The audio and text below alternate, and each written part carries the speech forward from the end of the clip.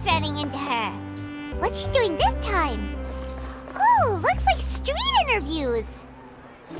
Paimon has a funny feeling that we might be in for an interesting time if we go check it out. Shall we? I see. So you believe that this warning letter was sent by the Phantom Weasel? Absolutely. I've said it before and I'll say it again. The Phantom Weasel never acts as you expect. He must have faked his own death 10 years ago using a body double. Now that he's back, I'm sure the guards who worked on his case back in the day are in for a headache, but however this turns out in the end, the one thing it won't be is boring. Couldn't agree more. As a journalist, I'm gonna get a lot of mileage out of this one. Thank you, sir, for your time. Now, whom should I interview next? Oh, huh? Hey! What a coincidence! Fancy meeting you here. Perfect timing. So, the Phantom Weasel's latest warning letter. What are your thoughts? Yeah, this is the first time we're hearing of this one. Could you clue us in? Huh? Oh, sorry. Yes, this case is from a decade ago. I guess you wouldn't know about it. Well, not to worry. You're in good hands because I'm a professional. The story goes like this.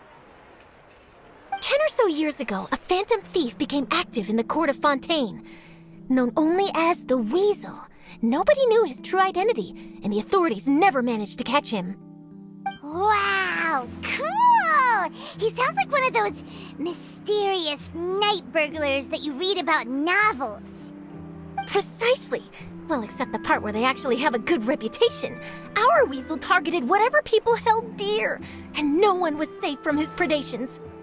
He would just as soon steal a necklace from a rich merchant's safe as he would a toy doll given to a commoner child for their birthday.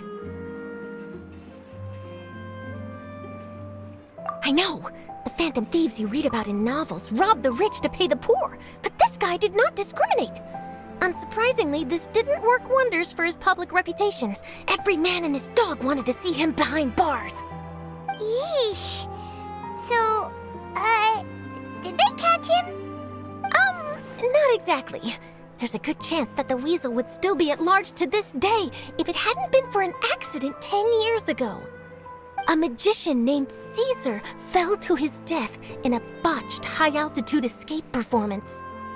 When the police went through his personal effects, they found a hoard of stolen loot and gadgets used for criminal activities. And that was how the Phantom Weasel's identity was revealed to all. Sure enough, thefts in Fontaine went down after Caesar's death. But today, 10 years on, the notorious thief has once again issued one of his warning letters and pasted it on the gate of the Opera Epiclese for all to see. I had to squeeze through the crowd this morning to get a photo as soon as I heard. Here, it's this one. So, this is the warning letter, huh? Let's see what he wrote.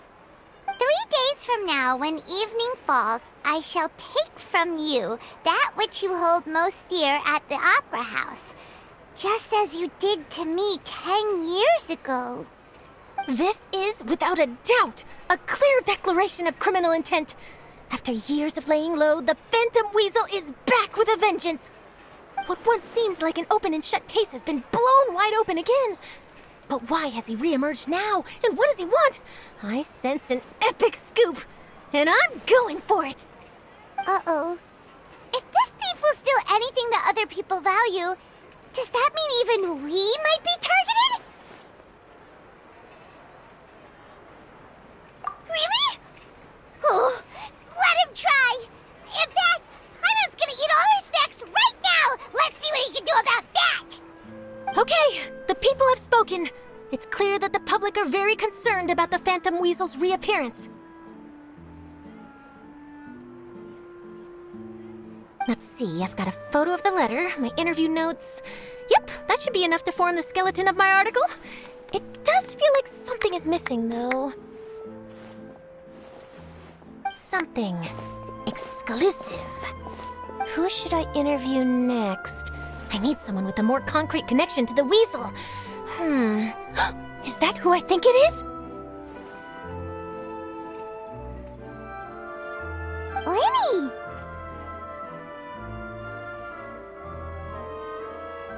Magic, magician, Caesar! The Phantom Weasel! That's it! Let's go interview Lyeny! You see, the original Phantom Thief Caesar was a magician too! And what do Phantom Thieves and magicians have in common? They both have an air of mystery about them. Perhaps there's a connection there. Are you serious? What sort of a deduction is that? Oh, relax! My journalistic instinct tells me that an exclusive news story is beckoning. Let's go! No time for delay!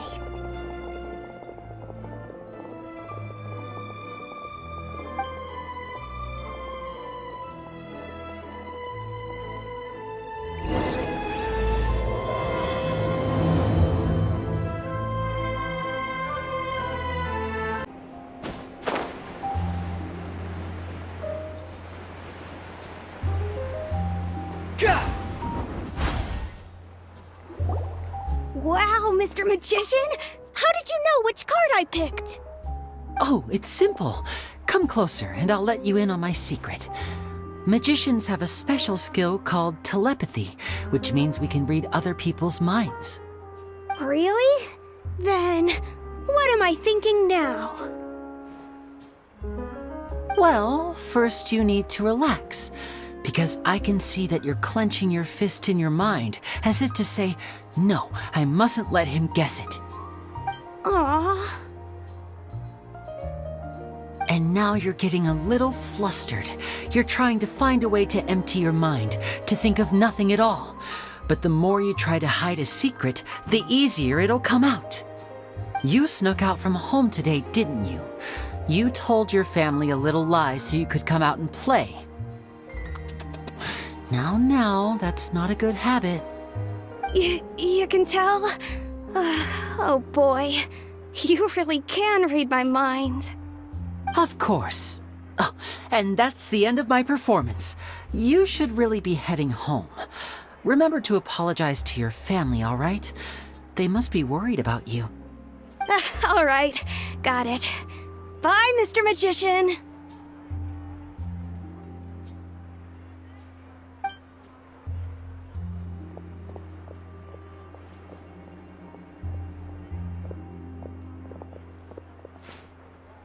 Hey, Lyeny? Why, hello. We meet again. Are you looking for me? What's the situation? Well, why don't you guess, Mr. Telepathic? Oh, please. You didn't believe that spiel, did you? The power of telepathy is quite beyond me. I'm sure that child would beg to differ. Seemed like you were right on the money. That was nothing more than a little trickery. I made an educated guess based on his micro-expressions. That, plus the fact that he was the only kid here without his parents, and he looked as guilty as sin. He made it easy for me. You guys, on the other hand, let me guess. Don't tell me you're here for the Phantom Weasel, are you? Wow, got it in one! Is this more of your trickery at work? Wait, really? No trickery this time. It was pure luck. His warning letter's been the talk of the town, so I figured that maybe you were asking around about that. Bingo! I plan on writing a column reporting on the latest news about the Phantom Weasel. So, Lyeny, what are your thoughts on this infamous thief's reappearance? To be honest, it makes me angry. Angry? Why? You read his letter, right? The Phantom Weasel claims he's planning something in 3 nights' time at the Opera House. That's the night I'll be performing there. Huh. What are the chances? Wait a minute, you don't think he's after you, do you? Well, if he is, then his warning is clearly a direct challenge to me personally. And if he's not, then it's still going to be a huge headache for me. The mere mention of the Weasel's name is enough to scare people off. So once the contents of that letter get out, barely anyone will be showing up to watch my show. But I've been preparing for this for a long time. I'm not about to let him ruin my big day. This leaves me with only one choice. I have to expose the Phantom Weasel's identity before the show begins. Really? So what you're saying is, we might get to see a live duel between a famous magician and an infamous thief? Wow, this has exclusive written all over it! To be honest, I'm not sure if I'll emerge the victor. The Phantom Weasel is a notorious crook, infamous for his inscrutable methods. You're being far too modest, Lyeny. I think your magic tricks are even more inscrutable than those of a thief. Thanks for the compliment, though I have to say, I don't care much for the comparison. A lot of people liken magicians to thieves because we both have the ability to make things disappear without the person noticing. But there's an important difference that these people overlook. Allow me to demonstrate with a quick magic trick. Here, I have a flower, just an ordinary flower that was picked not long ago. Watch it carefully now. 3, 2, 1. Oh, it's gone!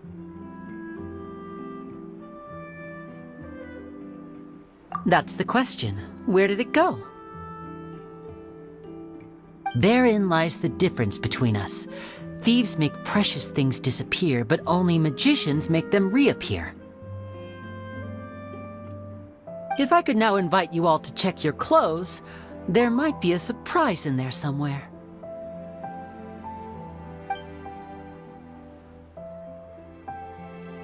A surprise? Let me see!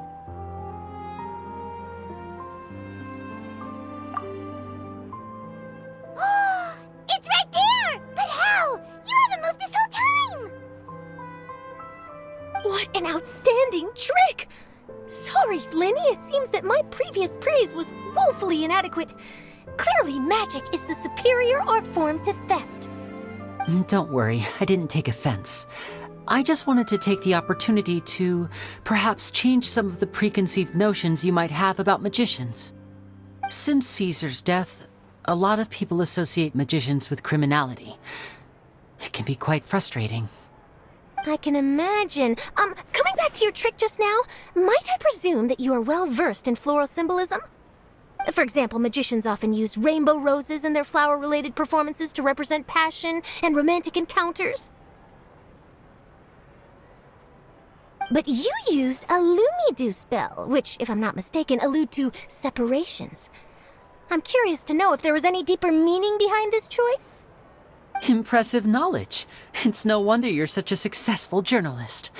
But I'm afraid I don't know the first thing about floral symbolism. I'm just in the habit of using Lumidu spells in my magic. It sounds like something I should look into, though. I'll buy myself a copy of Fontaine's Floral Language Facts when I have some time. But it'll have to wait until this Phantom Weasel business is behind us. Well noted. In that case, this brings us to the end of our interview. I, for one, am looking forward to the final showdown between you and the thief. Please feel free to get in touch to update me on any further developments. Otherwise, I will of course see you at your show in 3 days' time, but let's hope the Phantom Weasel is caught by then. If there's nothing else, I'll be off. You've given me lots to work with here, and I've got no time to lose if I want to write that exclusive piece. I'll see you all later!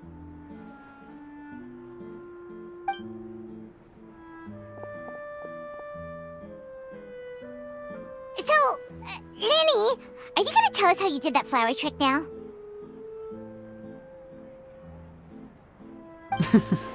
I'm afraid that's my little secret. Aww. Well, magicians are entitled to their secrets. But Paimon's really itching to know how it's done. You feel it too, right? So itchy.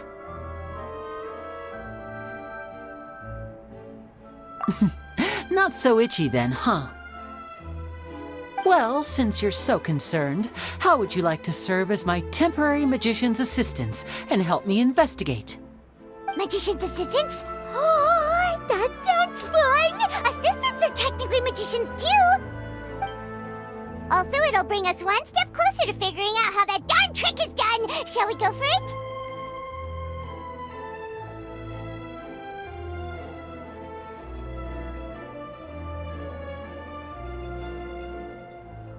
Excellent. Thank you for putting your trust in moi. The first thing we need to look into is who Caesar really was. If he truly was the Phantom Weasel, that means that the Weasel is dead, and whoever wrote this warning letter is just a copycat criminal. But if he wasn't the Weasel? Well, that'll make things more interesting. It would mean that the Weasel lives, and he's been laying low all this time in some corner of Fontaine. And if we're investigating Caesar, his fiancée Gemma is a good place to start. Word is that she visits the cemetery often, so I asked Lynette to wait for her there. We should make a move. Let's go and rendezvous with Lynette.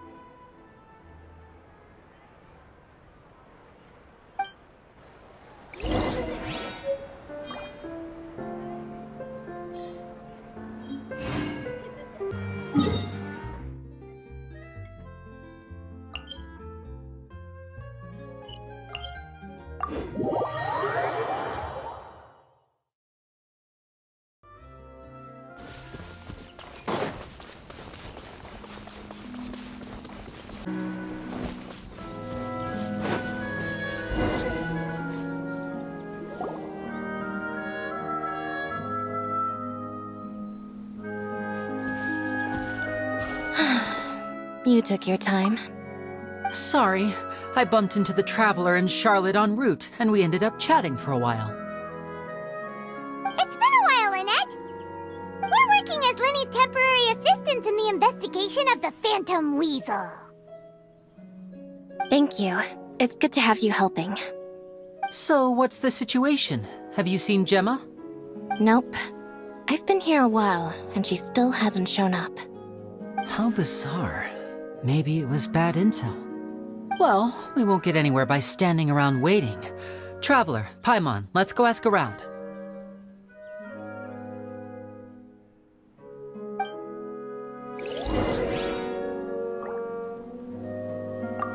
I'll wait for you here and see if Gemma shows up.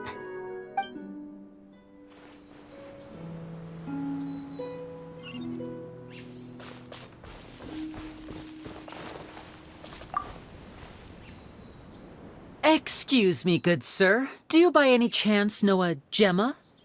Gemma? You mean Caesar's fiancée? Sure I do. What's this about?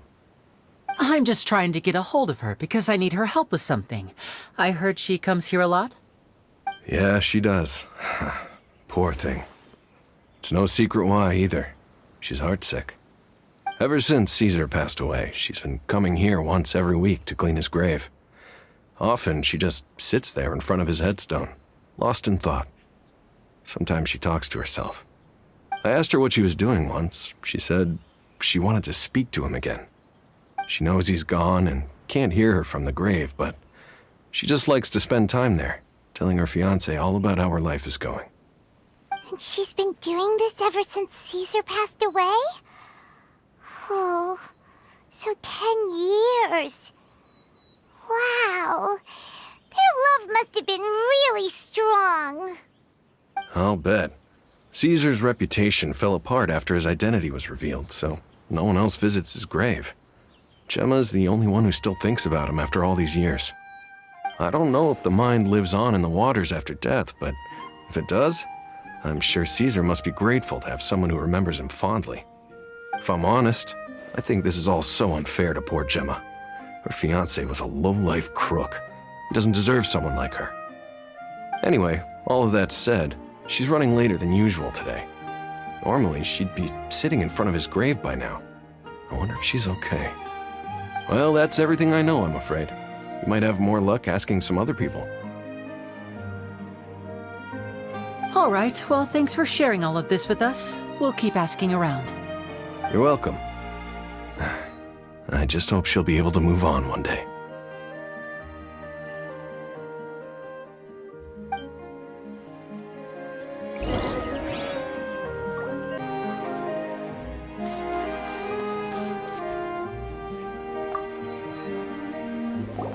Did you hear the news? They're saying the Phantom Weasel's back. You're kidding. Wait, isn't he dead? I don't know anymore. All sorts of news flying around nowadays. I can never tell what's true and what isn't. But what if, just hypothetically, I mean, what if this weasel's the real deal and Caesar was framed? Called it. Seriously, 10 years ago, on the day it all went down, I said to myself, you know what? This guy's been set up. The Caesar I knew was a good guy. He gave balloons to children on the street, for Pete's sake. What, are we supposed to believe that he was a balloon thief or something? Give me a break. Oh, please. Weren't you the one cursing his name to high heaven when the police announced the news? You were all, that gosh darn lousy son of a, you think you know a guy, or words to that effect. Wait, did I say that? I don't seem to recall. Hello there. Sorry for disturbing you, but I couldn't help but notice you were discussing the Phantom Weasel. We're actually quite interested in this topic as well, but we're struggling to get to the bottom of it. Do you think you could spare a moment to tell us a little bit about Caesar? You've come to the right people. Yep, I was there. Back when Caesar used to perform magic tricks on the street. He was a great magician. The best trick I ever saw him do was pop a transparent balloon, only for a whole bunch of doves to fly out from the inside. I was right up close and didn't blink or look away once. But for the life of me, I still don't have the faintest clue how he pulled it off. Really incredible stuff. I saw him perform too. He always used to bring some gifts along for the kids who came to watch his show, and he'd hand them out after he was done. Sometimes, he even got the kids to write their wishes down, and then he'd make the items on the wish list appear in his next show. Huh. He doesn't sound like such a bad guy. But after he died, there were also rumors that he used the wish list to find out what was precious to people, with the intent to steal it later. As I'm sure you know, the Phantom Weasel would steal just about anything from anyone. Whatever the case, now that the Weasel is back, Caesar's become a hot topic once more. I bet Gemma must be pleased. If Caesar's name gets cleared, maybe it'll finally give her some solace after all this time. Oh, speak of the devil. That's her over there. If you've got any more questions about Caesar, she's definitely the one to ask.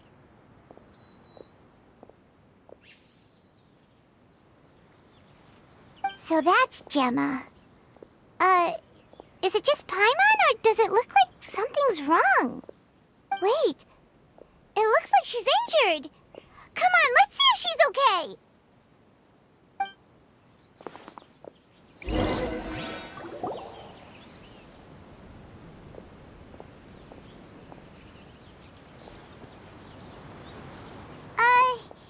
Hi there. You're Gemma, right?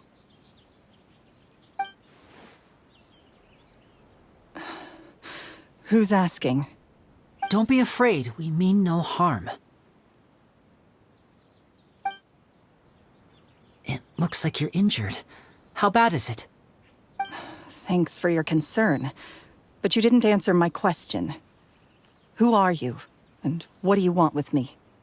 My name is Lyeny, and this is my sister Lynette. My name's Paimon, and this here's the Traveler. We're investigating the Phantom Weasel. The Weasel posted a warning letter this morning. If he still lives, that means that Caesar was falsely accused. You knew Caesar better than anyone else. So if you're willing, we'd love to hear what you think about all this. I promise you can trust us. We won't hurt you. In fact, we'll do all we can to keep you safe. I never believed that he was the Weasel. Huh. I suspected as much. Okay, so going back 10 years, do you remember anything strange in the weeks leading up to the accident? Did Caesar have a falling out with anyone, for instance? No, not that I know of. Got it. All right, sorry for disturbing you. If you don't have any more questions, please leave. I want to be alone with him.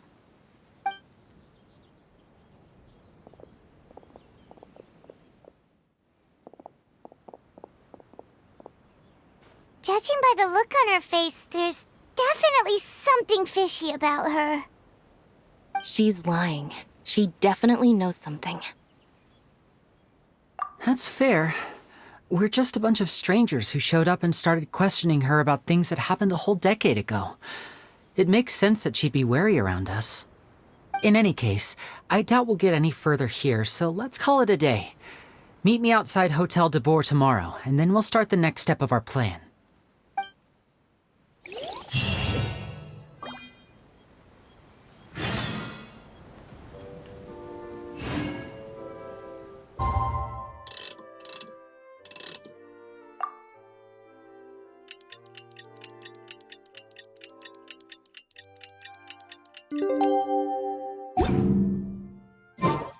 You think I've got a sharp tongue? I just pathetic to force a conversation just to...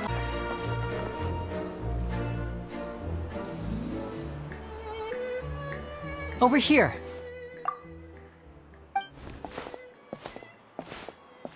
Lynette's not joining us today? I've had her follow Gemma and see if we can make any inroads with her. They should be at a cafe right now. Still, I don't think that Gemma's likely to open up to us. So, we need a contingency plan. Today, we'll be looking into a guy named Lorenzo, Caesar's former pupil and assistant. When Caesar passed away, all the stolen goods discovered in his home were confiscated and returned to their rightful owners. But Lorenzo was the only one privy to all his magic secrets, and he inherited his craft.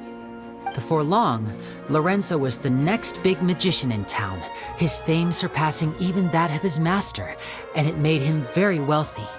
He's since left the magic scene, though, and these days, he's a wealthy businessman with his fingers in a lot of different pies.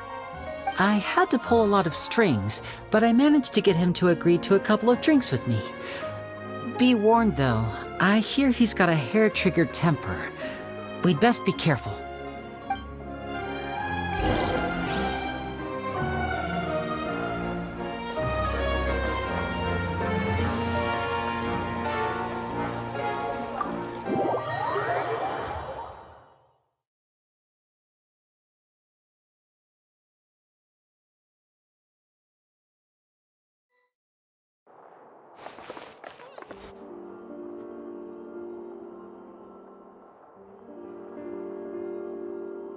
You neglected to mention that you were bringing 2 other people with you. My apologies. These 2 are my assistants. When they heard that I was meeting with the former magic maestro himself, they begged and pleaded with me to bring them along.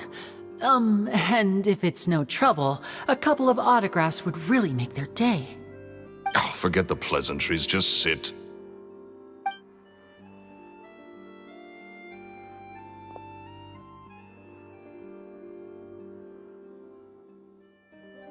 Get a load of this guy. Forget the pleasantries, he says, but he looks pretty happy about Lyeny stroking his ego. I only agreed to meet since we're both magicians. Do me a favor and cut to the chase. I have more important things to do than drinking. Much obliged, sir. As it happens, the matter I want to address is also related to magic. Yesterday morning, a warning letter from the Phantom Weasel appeared on the entrance to the Opera House. He claims to be planning something for the same evening that I'm scheduled to do a magic show there. As such, I believe that I may well be his target. I have to get to the bottom of this to ensure that my show can go ahead as planned. Naturally, any investigation into the Weasel starts with a few questions about Caesar, who... What is there to investigate? Caesar was the Weasel and he's been dead for 10 years. So what if some sick creep thought it'd be funny to write a warning letter? It changes nothing. Are you trying to tell me you actually bought it? Please, sir, no need to get so worked up. I do concede that a copycat is but one possibility. Possibility? It's a fact, Lyeny. Look, my patience is limited, so listen carefully while I'm still willing to put up with you. The Weasel is dead. Period. Everyone knows that, so do yourself a favor and quit this investigation. It'll lead you nowhere. Look, if this affects your magic show in any way, I will personally compensate you for any losses. Oh, sir, I'm honored, really. But this isn't about finances for me. My pride as a magician is what's at stake here, Lorenzo. Copycat or not, this person has thrown me the gauntlet, and I must meet their challenge head on. Your pride? Don't mince words with me, boy. Just tell me, what exactly are you seeking to do? I want to find out the Phantom Weasel's true identity. I have to know for myself what really happened 10 years ago. What would that accomplish? And what do the events of 10 years ago have to do with you, anyway? Look, you of all people should know that a magician never reveals their secrets. And in any case, dead men don't talk. So if you really care about your magician's pride, then you'll forget about Caesar and move on. Uh-oh. This is getting awkward. Lorenzo? Is that? Oh, it is you! I know that big, booming voice anywhere. What's up, my man? Want to grab a drink with me? Another day, I'm busy. Oh, come on! You can't be all business all the time. You know what they say? Live fast, die young. You gotta learn how to kick back and relax once in a while. If I wanted your life advice, I'd ask for it. Now get out of my face and go be drunk somewhere else. Sorry, my good sir. I don't believe I've had the pleasure. Oh, hey! Edmondo. He and I are business pals. We worked together a bunch of times. This is your first time meeting him? Oh, he's always like this. Foul-mouthed and hard-nosed. Never heard a kind word out of this guy the whole time I've known him. And he wonders why he can't get a girlfriend, despite being, what, pushing 40, 30, something? Anyway, point is, a lot older than when he first got rejected by the girl he was into. And he's still into, from what I hear. Shut up and get out of my face. Another word out of you and you can forget about doing business with me ever again. Do I make myself clear? Sorry, I may have had a little too much to drink. All right, I'm gonna leave. Don't work too hard.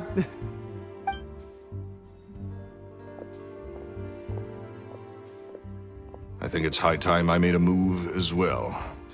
If you really want to investigate this, Lyeny, be my guest.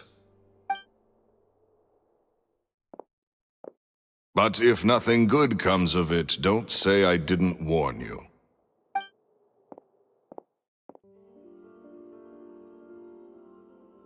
Well, that fell to pieces in a rather spectacular fashion. Any thoughts? Totally. And what was all that about compensating you for your losses? Why would someone you just met make an offer like that? He's gotta be hiding something. And not like Gemma. She was a little suspicious, but this guy's definitely covering something up. I think so too.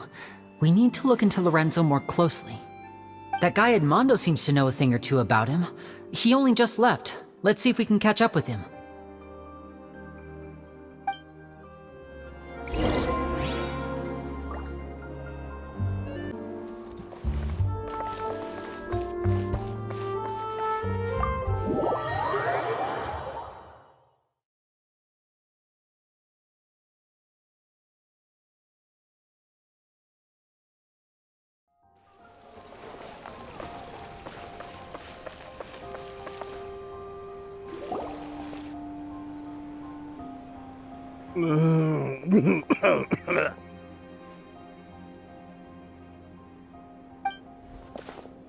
You okay there?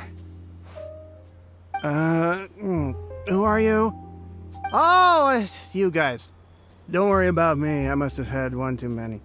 I just need to ride it out. I say way too much back there, didn't I? Yeah, I nearly talked myself into complete financial ruin. Note to self, no more drunken chats when Lorenzo's around. So, he was serious about threatening to cut you off? Paimon knew he was a bad egg. Hey! Keep your voice down. don't go prying into Lorenzo's personal affairs. Bad things happen to people who ask too many questions or make an enemy out of him. What kind of bad things? Don't even ask. I'm sorry. I'm gonna have to cut this conversation short. I'm not crossing that line again. And take it from me, trouble with Lorenzo is one thing you don't need in your life. You saw him flare up back there. I don't know what you said to him, but clearly it touched a nerve. That's not a good sign. You're too young for this. Don't get in over your head. I'm leaving.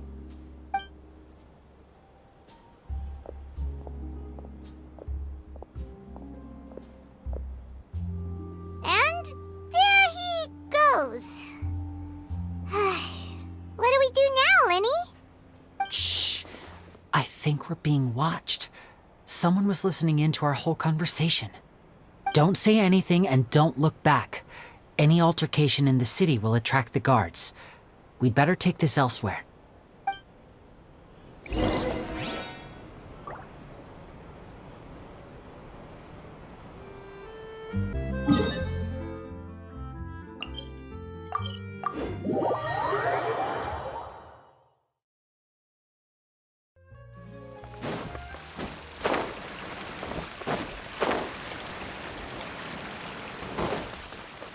Quit following me.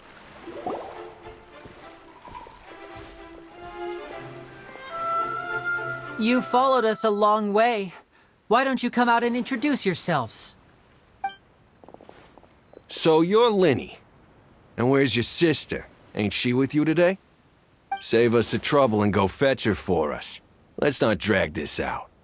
Hyman doesn't like the tone of your voice, mister! Who sent you, huh? Save your questions, missy. You ain't gonna need answers where you're going. Capiche? Looks like we can't avoid this fight. Now, I'm not the strongest fighter, so I hope you're ready to back me up. Don't worry, we got this!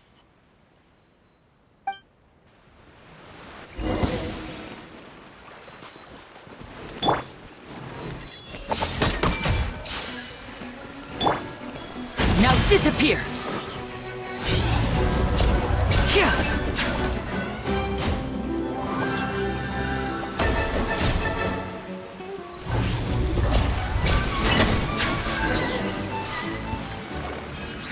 Curses. They're tougher than we thought. Vision wielders are always trouble. Intimidation ain't gonna work like it did on the lady. Come on, let's scram! Hurry, wise guys! We ain't through with you yet! Oh, they got away! Did you catch what they said just before they left? Something about intimidating someone else. Sounds like they just wanted to rough us up as a scare tactic, and they've already done it to someone else, but who? You're right. She was injured when we saw her yesterday, and she acted like she had something to hide. Maybe she was too scared to tell us the truth because those guys had threatened her. Well, if that's the case, she should be more willing to open up to us once she learns that those thugs won't be bothering her anymore. Let's head back to the cafe and see if we can get any information from her.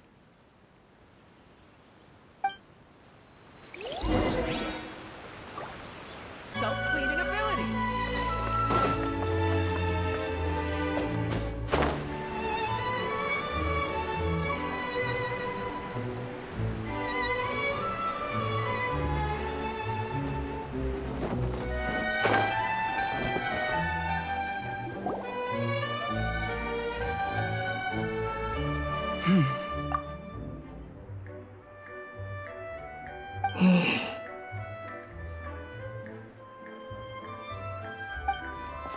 Gemma? You again. What is it this time? We just ran into the men who've been threatening you, and we gave them a taste of their own medicine. So, you can relax now. We're here to protect you. What? Why? I didn't tell you anything. Why would they come after you? Sounds like they're no strangers to you. That's putting it mildly. I know them all too well, and I hate them with every fiber of my being. It's been 10 long years, and still every time I try to look into Caesar's death, they show up and warn me not to do anything stupid. How do I know I can trust you? Do you really think you can get to the bottom of it all? And why are you doing this? I'm afraid I can't reveal all the details just yet, but I can promise you this. I will expose the Phantom Weasel's true identity. Because you see, this is a personal matter of the utmost importance. I give you my word. Trust me. Okay. How can I help you? I've heard that Caesar used to have a magic workshop where he kept a lot of his personal effects. If possible, I'd like to take a look at them. Do you know where it is? The Fleuve Sonde. But the place was sealed up by the police after his death, and no one's been there since. I also know that the Fleuve Sonde is dangerous territory. Lots of hostile groups lurking around. If you're serious about going there, please be careful. Understood. Lynette, you stay here and take care of Gemma. Don't let her come to harm. Got it. But if I'm staying here, I'm ordering dessert. I mean, bon appetit, but stay sharp too. They're likely to come for you while I'm away. Okay. All right. Power saving mode off. I'll start taking this more seriously now.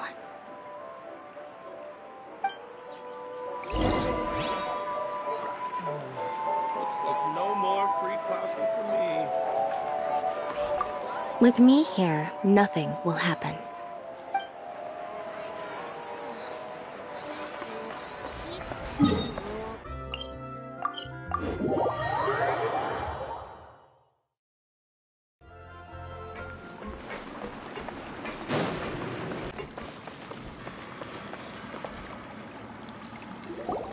If Gemma gave us the right location, then the workshop should be right nearby. Huh. Looks like these boxes are blocking the entrance. Let's shift them away first. There we go. It should be just down here.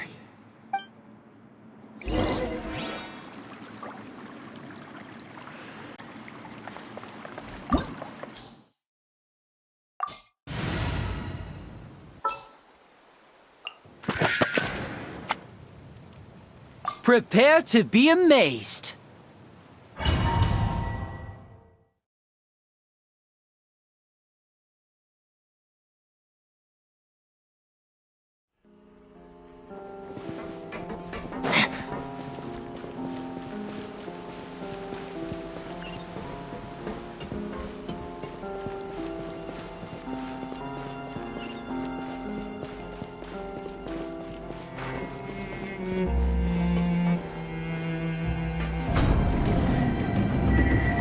This was Caesar's workshop. Nothing suspicious here, just normal magic props. Let's head in further.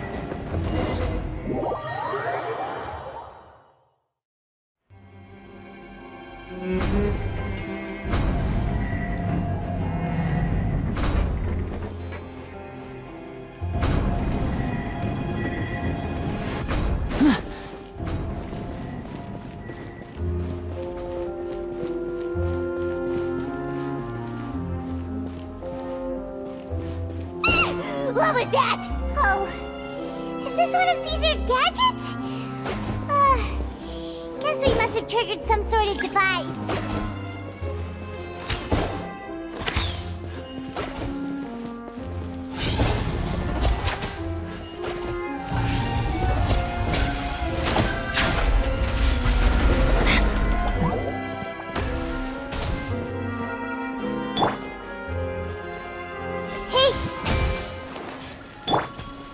Disappear!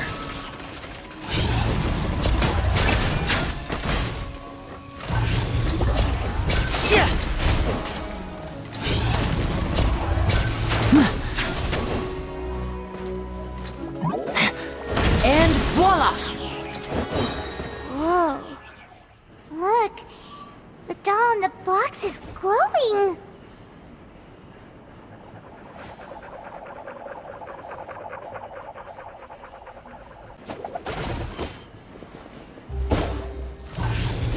There's something written on the card on this doll. Let's take a closer look.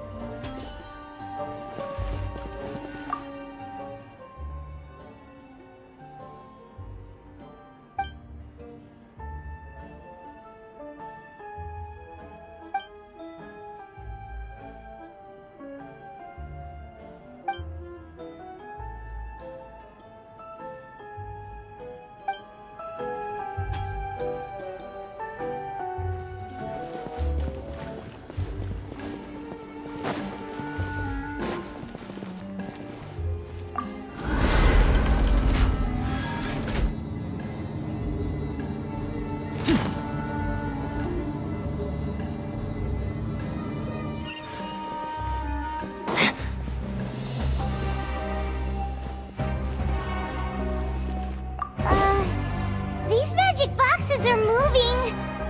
What do we do? One of them looks different from the rest. Let's investigate.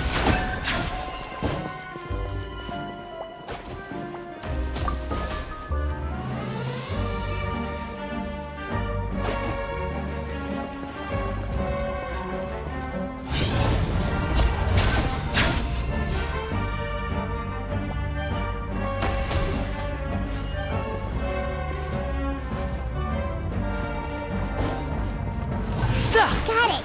We're supposed to find the box that lit up at the start, right? There should be another wish list inside. Let's keep trying.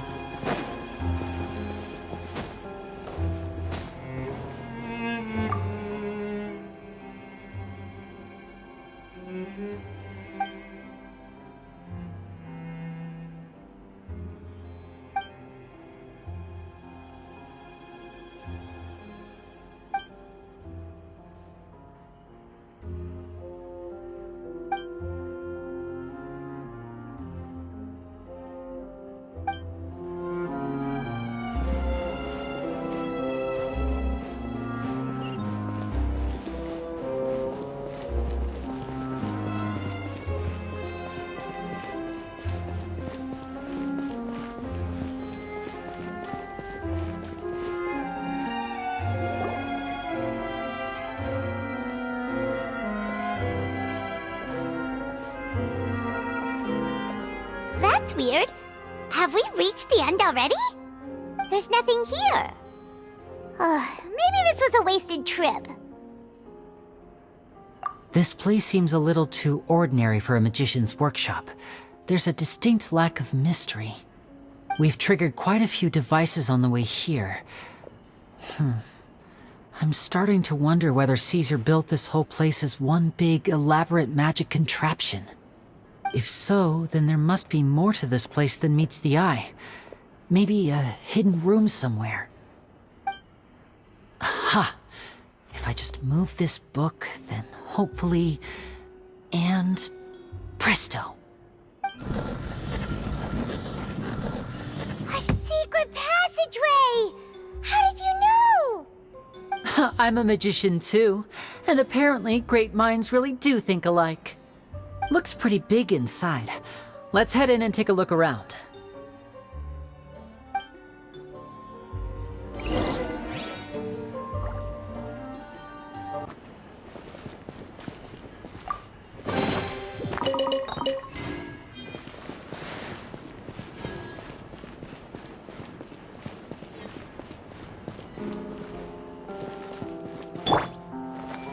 I see everything.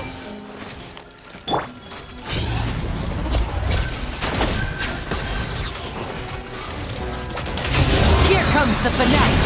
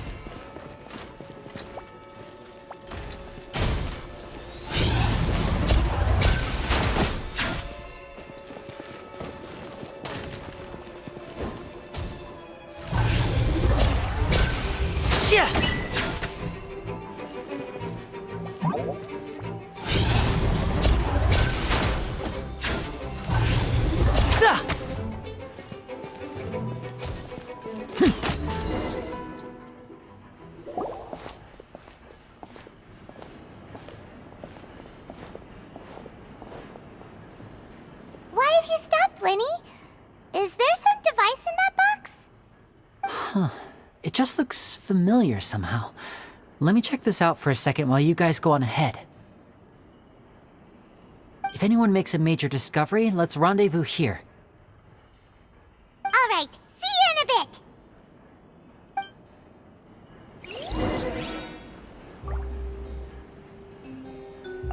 The placement of this device inside.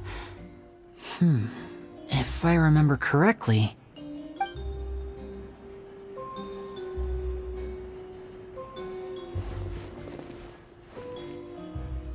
There's no limit to the number of tricks I can pull off.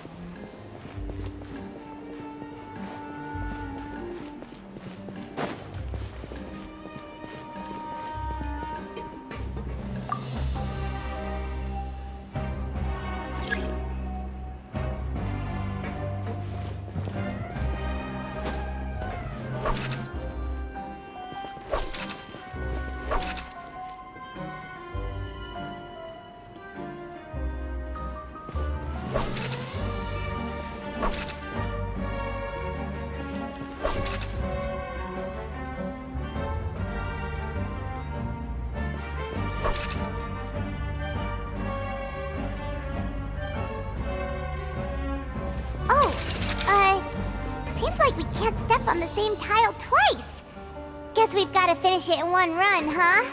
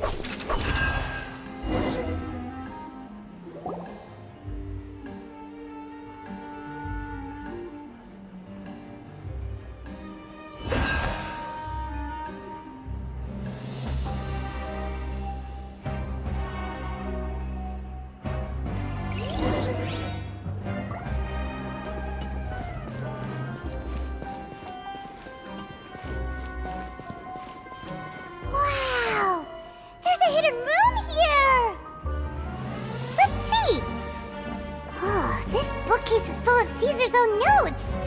He wrote a lot about the principles of magic. Whew. Much too advanced for Paimon. Hey, look! Is that Caesar's diary on the table? Your sister Lynette is doing right now. Missing me to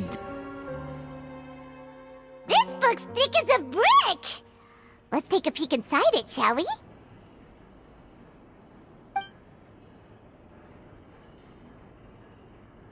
At one of my shows a few days ago, a child asked me how I pulled candy out of my hat. As a joke, I told the kid that the hat has a built-in wish-granting machine. Next thing I know, today a whole bunch of kids were pestering me to pull all sorts of things out of the hat. So I told them another white lie. The machine needs time to power up, but in the meantime, you can write your wishes down. Well, they took me up on that offer, enthusiastically. As I write this, I've only just got back from running around all over town, buying the things they wanted. Boy, are my legs sore. I wound up saving very little this month, but that's not a major issue.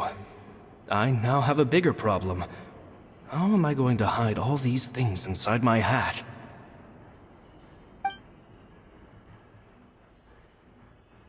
Two children came to talk to me after today's show. I don't know why they were out on their own. They looked much too young to be unsupervised. I do hope they got home safely. Anyway, they said that they wanted me to teach them how to do magic. It's not uncommon for children to ask this, of course, but I've never seen any of them as serious about it as these two. I told them that learning magic is very hard work, but that didn't faze them at all. It's like they already knew. They seemed so committed. I couldn't turn them down.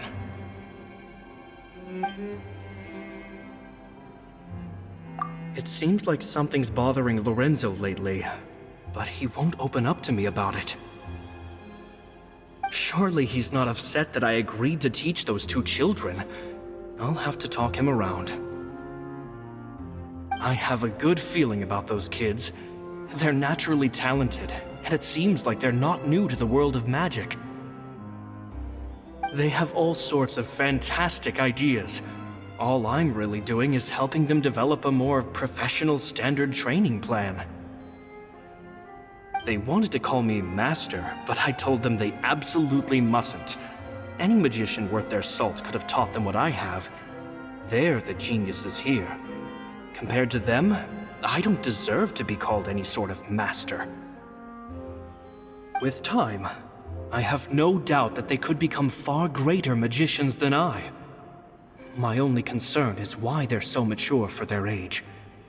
I fear they've had to grow up too fast. I don't dare to imagine what they must have been through. Gemma thinks so too. She doesn't like being around them.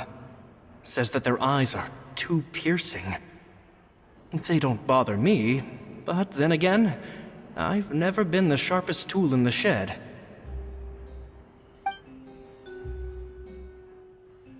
It's nearly time for me to go on tour. I asked the two kids if they'd like to come with me, but they shook their heads. I once overheard them talking about their father and their mission. Sounds like their parents have other plans for them. I guess we'll be parting ways soon. It's only been 10 days since I first met them, but I think that I've gotten a feel for their personalities now. They're very tough, but also very cautious, and they trust no one but each other. This, I fear, is not a good habit to have. They hide things from me too. For example, when I asked them where they live and why they wanted to learn magic, they lied. That's the thing about children. Whenever they're trying to cover something up, it always shows somehow. I can sense that their lives have been hard, possibly even dangerous too. They're not like other children. It's a shame that I can't do more to help them. After thinking things over, I decided to tell them a bit about how I see the world. It's full of lies and falsehoods, and that is why we must find our own truth. P.S. I hope they won't find my nagging annoying. Children are so opinionated nowadays. Will it do them more harm than good for someone they've only known 10 days to lecture them like that? PPS. Maybe I'm overthinking this. Children aren't interested in grand philosophies. It probably just went in one ear and out the other. I bet they've already forgotten every word I said. Oh, Caesar, Caesar. Just mind your own business next time.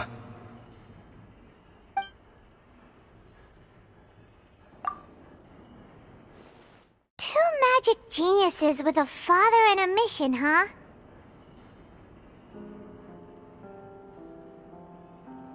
Sounds a lot like he was writing about Lyeny and Lynette, don't you think? So did they meet Caesar when they were kids? Let's go ask Lyeny!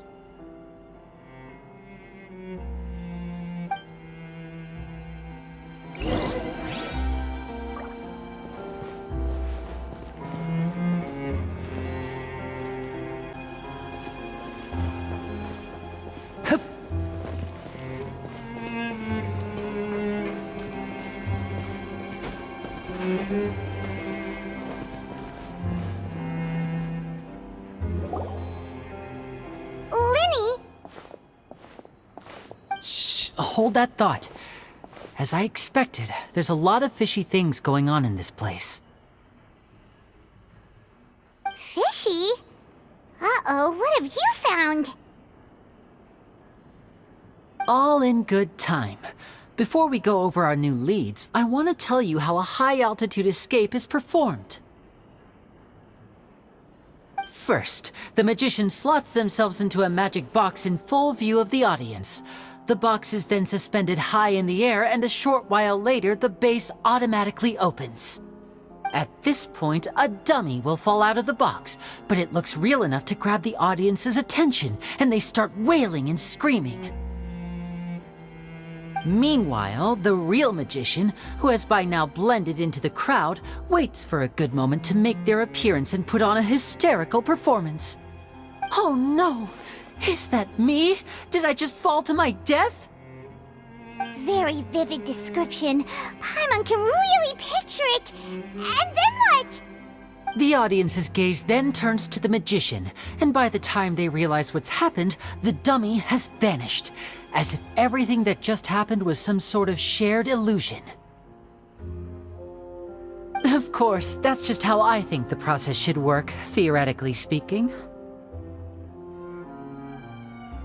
The inventor of this trick never performed it successfully. When the box opened, Caesar was the one who fell out, and not the dummy. He fell right to the ground from the highest point of the opera house.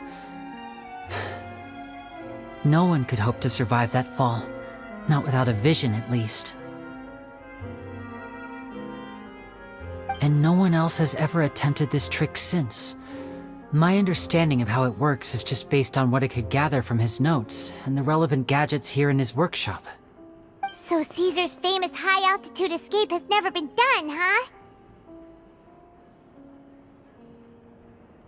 Paimon was about to say how cool it would have been to see it in person, but if it's that dangerous, it's probably for the best that no one else tries to do it. Wait a second. So if a dummy's supposed to drop out of the box, then where does the real magician go? How does he get out? Glad you asked. That brings us to the secret of said box. This box right here is the one that Caesar constructed himself to use in the performance, and it's not as simple as it looks. Inside, there's a device that only the magician himself would know about. Once the magician's inside and the box is lifted up into the air, the audience's view of the box is fixed at a certain angle. From where they're standing, they have a clear view of the front, sides, and bottom, but the back and the top are now no longer visible. At this point, the magician presses a button inside the box, opening a secret door out of view. He then escapes through this trap door onto the opera house roof, waits for the dummy to fall and distract the audience, and quietly returns to ground level. That's way simpler than Paimon imagined. Even Paimon could probably do it. Well, there's a little more to it than that, of course. The hardest part of this trick is controlling the audience's mood and reactions. That takes an exceptional degree of showmanship. There's the falling dummy, the miraculous reappearance, the pompous performing.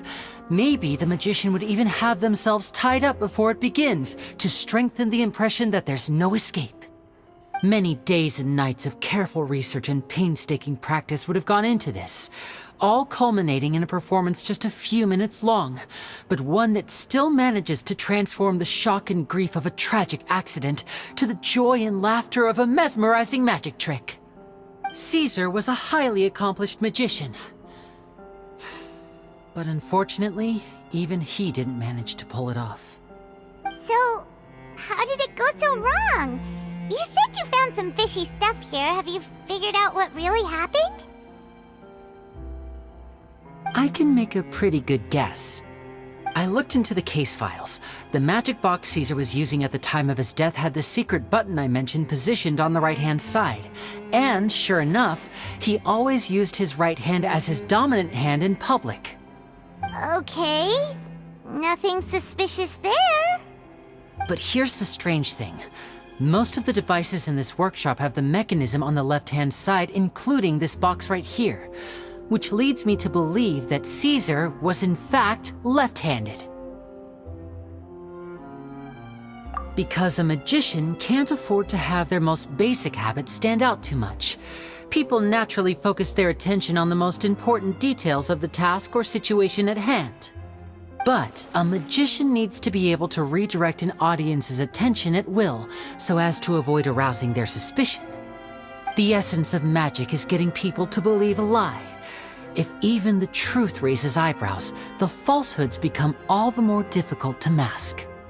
And so, Caesar trained himself to use his right hand to align with his audience's expectations. Great magic always requires sacrifices.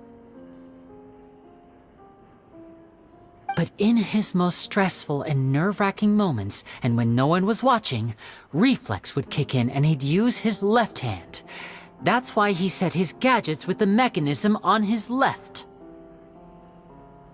Exactly. I think that's likely what happened. Caesar would have been under a lot of time pressure during the escape. He'd have had mere seconds to open the hidden compartment, retrieve the dummy, then open the secret door and make a swift escape. But I'm sure he was confident.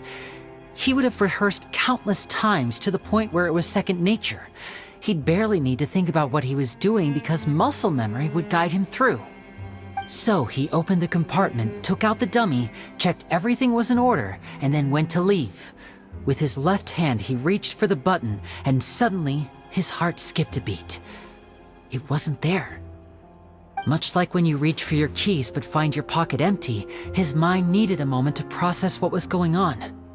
Instinctively, his left hand would keep feeling around for the missing button, maybe for another second or two, until the bottom of the box gave way. With the stakes being as high as they were, just a 2-second delay cost him everything. The authorities would find nothing suspicious and conclude that his death was due to his own error. When in reality, someone switched the boxes, and they did it to murder him. But how would they be able to make the switch without being noticed? That would be difficult to pull off, no? It would have to have been someone who knew that he was left-handed, and who could move his props around without arousing suspicion. Someone who was always by his side. Isn't that right, Lorenzo? You just couldn't let sleeping dogs lie, could you? There's not a lot of people who'd go to all this trouble for some magician who died 10 years ago. I didn't want to have to do this, you know. Silencing you the hard way just creates more problems for me to deal with. But I gave you your chance. I hoped you'd do what's good for you and back off like the lady, but you disappoint me. You mean Gemma?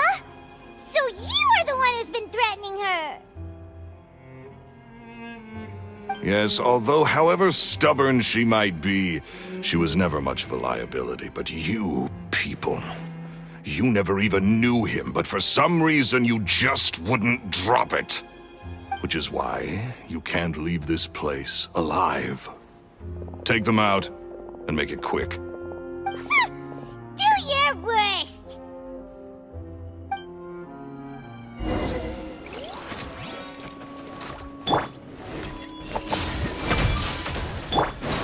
Now disappear! Shit!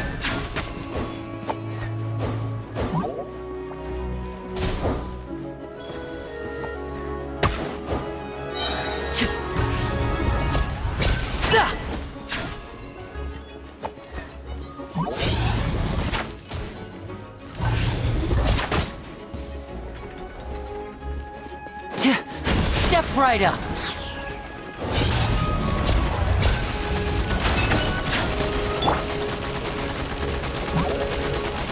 Everyone hold hands! Let's get this show on the road.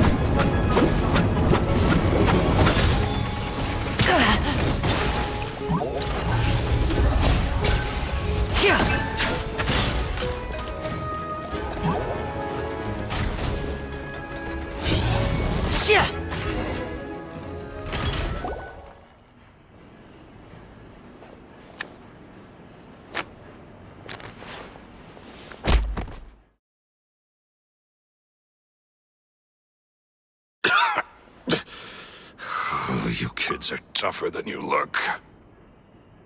Had enough yet, Lorenzo? Your cronies can't help you now. I think it's high time you started talking, and what I'd really like to know is, why did you murder Caesar? If I had a Mora for every time you've said that man's name. Of course you idolized Caesar, everyone else did. But I was the real genius magician. Me! He was just an amateur who did cheap tricks for gullible children. I was the one who made magic into the fine art it is today. The aristocrats doffed their hats to me! So it was jealousy. Jealousy. Hatred, more like. I hated Caesar. All he cared about was his magic. He lived and breathed it. He poured everything into his street performances and his stupid tours like it was just a hobby to him, never bothering to think about Mora. What sort of fool devotes their life to the art of deception and never has a Mora to show for it? But the people loved him, didn't they? Oh, how they looked up to him. No one gave me a second look. All I ever heard was, "Oh, your master's amazing, isn't he?" Amazing. Yeah, so amazing that he was completely broke. Every other apprentice was living it up at their master's expense, but no, not me. I put in all the work, mastered all the skills, and it brought me nothing more than the life I already had. He forbade me from using magic to trick people out of their Mora. There was nothing he hated more than that. And with his reputation in Fontaine, it was too risky for me to go it alone. As long as he was alive, if I dabbled in my own brand of money-making magic, he would expose me, and it would destroy me. I had to kill him. There was no other way. He had to go. And this was your only motive? It was reason enough. What other motive would I need? Well, I was under the impression that there might have been other factors at play. For instance, maybe you were in love with Gemma, but she was engaged to Caesar. In love with Gemma? Don't be ridiculous. Guess I was wrong about that then. Next question. Are you the Phantom Weasel? I am. Caesar was so strict with me. He insisted that his way was the right way, that the sole purpose of magic was to bring joy to the world. I never bought into any of that. I was more interested in the practical value of magic. Sure enough, it helped me fill my pockets with all kinds of valuable treasures. Oh, yeah! Charlotte told us that the weasel would steal whatever people valued, no matter how much it was worth. That's just how it looked from the outside. What would any thief want with second-rate loot? I've only ever targeted high-value items. I stole cheap things as a way of practicing my craft. It was other people's overactive imaginations that conjured up the preposterous image they then dubbed the Phantom Weasel. So that's the story, huh? Well, I hope you're ready to tell it all over again during your trial. What choice do I have? You're a pack of wolves, and you've got me between your jaws. You've seen what's here, and my last-ditch effort to stop it getting out has failed. What else can I do? So be it. I've enjoyed power and wealth for the last 10 years, the likes of which Caesar could never give me. I wouldn't choose for things to end this way, but I regret nothing. Very well. In that case, I'll contact the guards. Traveler, Paimon, keep an eye on Lorenzo for me. I'll meet you just outside the workshop when I'm back.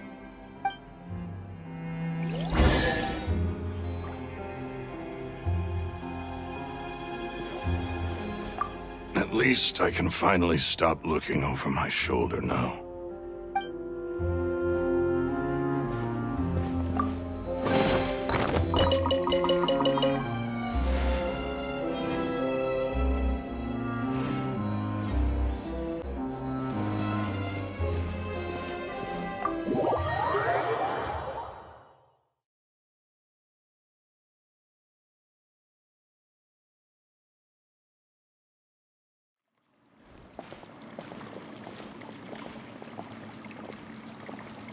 Lyeny has told me the whole story. Lorenzo, do you confess to the murder of Caesar and to framing him for the Phantom Weasel's crimes? Look who's finally developed a conscience. What kind of disciple murders their own master? I hope it was worth it, because there'll be hell to pay.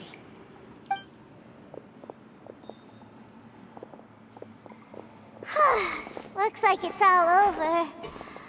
What should we do next, Lyeny? Should we start preparing for your show? Let me think. Let's rendezvous with Lynette and Gemma first. With Lorenzo in custody, Gemma will no longer have to fear for her safety. Good point! We should go tell Gemma the good news right away! It'll give her some peace of mind for sure!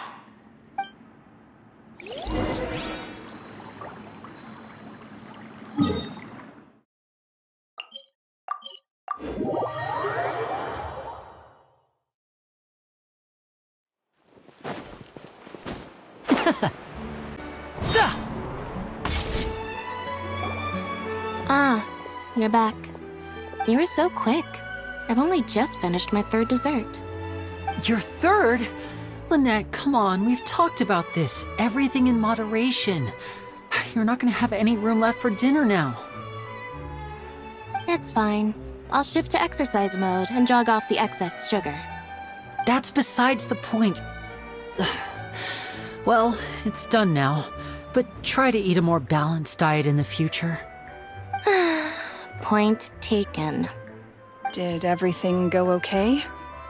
Of course! Lorenzo was no match for us. The guards are taking him into custody as we speak. Gosh, that's amazing. I'm sorry, I still didn't know if I could trust you, but now it seems I can. I had my suspicions about Lorenzo, but I... It's okay, we understand. He did threaten you. Paimon would find it hard to trust strangers in your position too. But you don't need to be scared anymore. Everything's gonna be okay. Sorry. Sorry. My emotions are all over the place right now. I've been waiting for this day to come for so long. I always wanted to report Lorenzo. He took all of Caesar's property, which I found suspicious, but I had people watching me all the time, so I couldn't risk looking into it.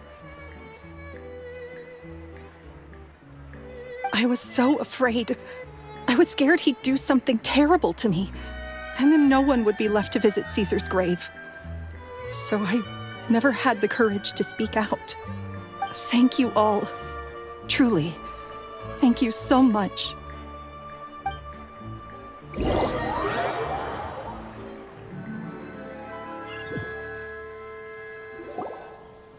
Thank you all for clearing Caesar's name. I never would have guessed that Lorenzo was the real Phantom Weasel. He never showed any signs that there were problems between him and Caesar in public. From the outside, it looked like they got along great. To think that lowlife's been living life to the fullest all this time, while Caesar's name was getting dragged through the mud, is a travesty. At least his soul can finally rest in peace now, thanks to your efforts.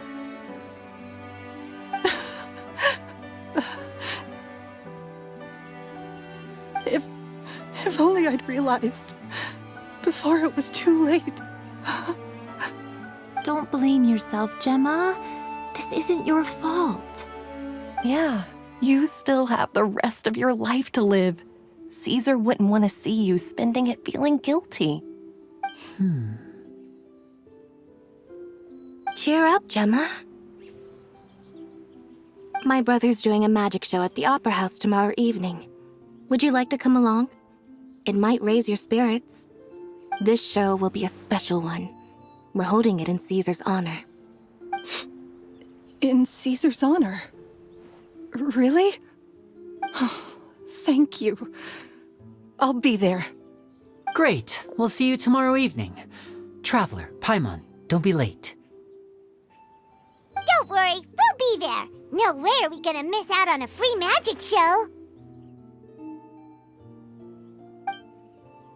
Wait, Paimon feels like we're forgetting something. Oh yeah, Caesar's diary!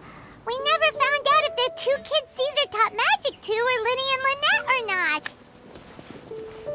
Lyny changed the topic back in the workshop, so we didn't get a chance to bring it up. Oh well, guess we'll just have to ask Lyny tomorrow evening.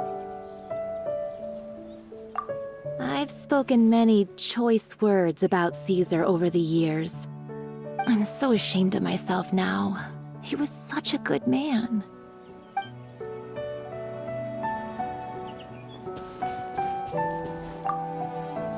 I can't believe Lorenzo was intimidating Gemma all this time. He comes around here sometimes. Not to clean Caesar's grave, though. He just stands off to the side and watches Gemma from a distance. She must have known, but she never asked him to leave. I wonder why that is.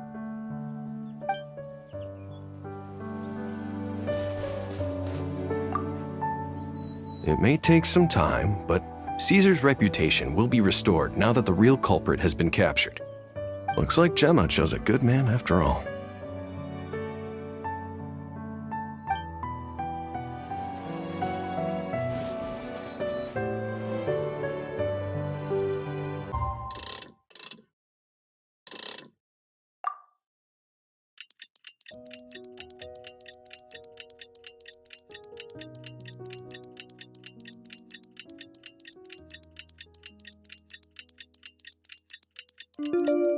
Genshin standing right here.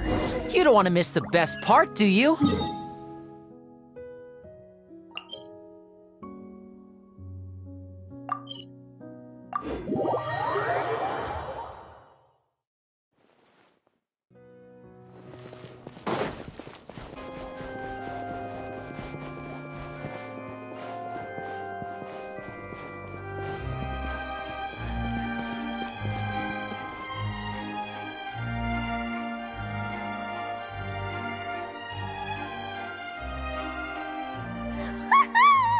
Paimon's excited to see another of Lyny's magic shows! Wait. Lynette, shouldn't you be on stage by now? Not this time. My brother's going solo today. So, I'll be watching with you. Good evening, ladies and gentlemen. I hope everybody's ready because the show is about to begin. The great magician Lyny has prepared a spectacular show for us all tonight. concluding with an all-new grand finale that no audience has ever seen before. Wow! A new trick! Thank you all so much for coming. Now, prepare to join me on a journey through the mystical and miraculous.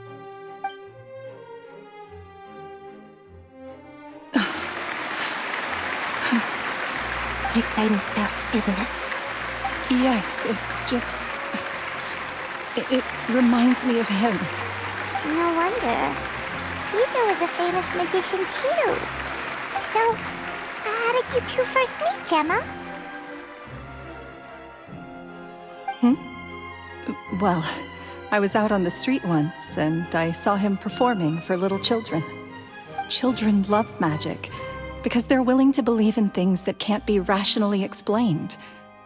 Caesar had this amazing way of bringing them into a dreamlike world. And somehow, I felt drawn to him too. So I went up and asked him to do a trick for me. Aw, that sounds so romantic. What trick did he do? It was with a flower. He took it in his hand, snapped his fingers, and it magically appeared on my head. I was so happy that day. No one had ever given me a flower before that. Oh, that's so cute! Actually, now that you mention it, Lyny's done that one before. Is that right? Then I suppose he's a romantic at heart, just like Caesar. So let's treasure the time we have with him. After all, you never know when the people dearest to you might be gone. That's right. It's all over now. Paimon doesn't really know how to comfort you, but at the very least, no one's gonna be intimidating you from now on. You can breathe easy at last, right? Right. Yes, you can breathe easy now, Phantom Weasel. See? Even Lynette says... Wait, what? The Phantom Weasel? Lorenzo escaped? Where is he? What do you mean, Phantom Weasel?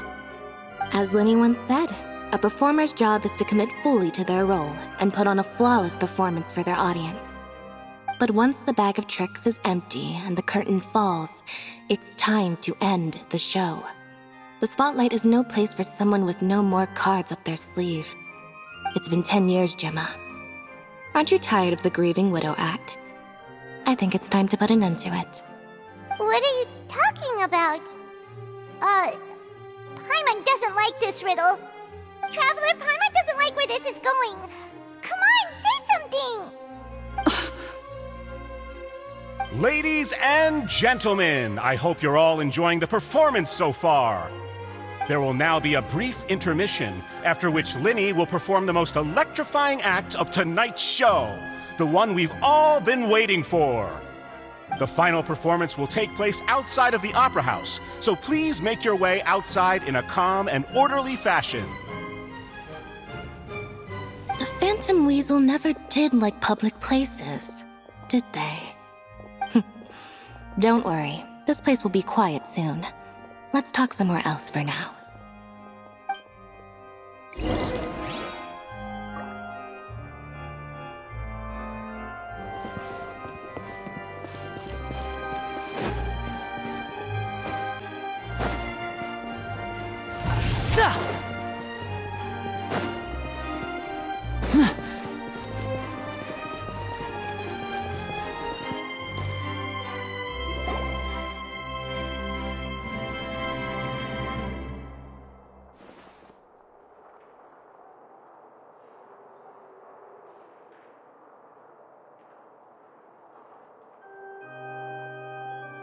Dear me, this is awkward, isn't it? And unfortunately, I'm all out of gadgets, so I'm afraid I can't do any tricks to liven up the mood. This is a big mistake for a magician to make, but thankfully, I do have a backup plan. Now, who wants to hear a story? Lyny, don't we have more important things to address right now? Lynette accused Gemma of being the real Phantom Weasel a moment ago. Oh, going on? All in good time. Magicians are good at guessing what people are thinking. I know the questions you want to ask. And as it happens, the story I'm about to tell might answer a few of them. Really? Well then, let's hear it! Paimon's dying of curiosity here! Let's go back to the very beginning. A decade ago, when the Phantom Weasel was terrorizing the court of Fontaine. She never missed a target, never left a trace, and no treasure was safe from her thieving hands. But as her infamy grew, so did the readiness of the police, and her opportunities to act became ever fewer. Every day, she ran the risk of being exposed for who she was. Of course, she could not simply take this lying down, and before long, she found her ticket to freedom. She would create a scapegoat, a false weasel to close the chapter on her behalf. After weighing her options, she set her sights on a renowned magician, Caesar. After all, magic and theft shared enough similarities for people to buy the story when the truth came out. So then what? Being the master deceiver she was, the weasel easily earned Caesar's trust. Now all that remained was to frame him for her countless crimes. But as she was considering how to make her move, she noticed Caesar's aggrieved pupil, and a new thought entered her mind. Maybe I don't need to get my hands dirty after all. At her encouragement, Lorenzo tampered with Caesar's magic box, causing him to fall to his death. Afterwards, Lorenzo seized his master's property, and the weasel set about tarnishing Caesar's reputation. Two co-conspirators committed the perfect crime.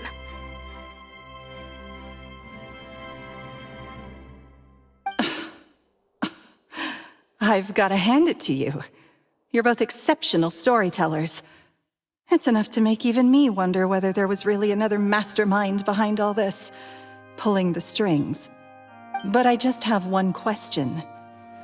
You seem to think that I am the villain in this tale. What's brought this on, Lyeny? Is it something that Lorenzo said? Don't worry, Lorenzo said nothing at all. But I never believed that he was the weasel, and in fact, my investigation only made me more certain of that. He was too forthcoming with his confession, as if there was something else he was trying to hide. How disappointing. So you'd sooner trust Lorenzo than me, even without a shred of evidence? A magician is an expert at playing the audience to get the result they want. And I have no doubt that you, Gemma, are equally talented in this regard. With a little help from Lorenzo, you put on a very convincing performance.